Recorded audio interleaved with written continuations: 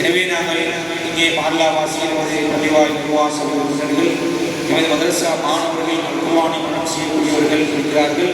இந்த நிகழ்வுக்கு விசேட அதிதியாக நாங்கள் என்னுடைய மதிப்புக்குரிய உஸ்தாதும் ஜாமியத்துல் உலமா அரபுகளுடைய சிரேஷ்ட விருதாக வழங்கிய ஏஜிஎம் ஷேக் அமீன் ஃபலாஹ் ஹஸ்ரத் அவர்களை நாங்கள் அழைத்திருக்கிறோம்.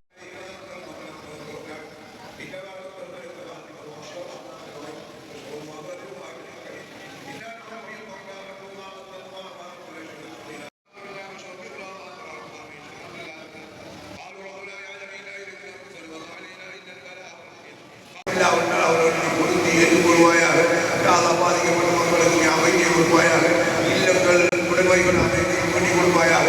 இந்த அரசாங்கம் மேற்கொள்கிற அத்தனை முயற்சிகளுக்கு நீ துணையாயிருப்பாயாக.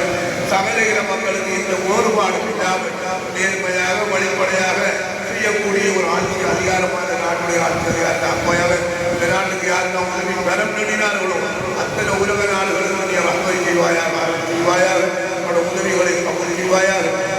எங்கப்பட்ட பொருட்களை உடைமைகளை அறிவிக்கிறார்கள். அந்த நாடுகளை நீ பாதுகாத்து அந்த மக்களை நீ பாதுகாப்பாயாக. இந்த நாடு சிறிய ஒரு நாடு அல்லா. நம்பகமான செய்திகளை உடனுக்குடன் தெரிந்து கொள்ள ஸ்பாட் நியூஸ் 24 முகநூல் பக்கத்தை பார்வையிடுங்கள். அதுபோல எமது www.spotnews.lk இணையதள பக்கத்தில் முழுமையான செய்திகளையும் பார்வையிடலாம். உண்மையான செய்திகளுக்கு ஸ்பாட் நியூஸ் 24.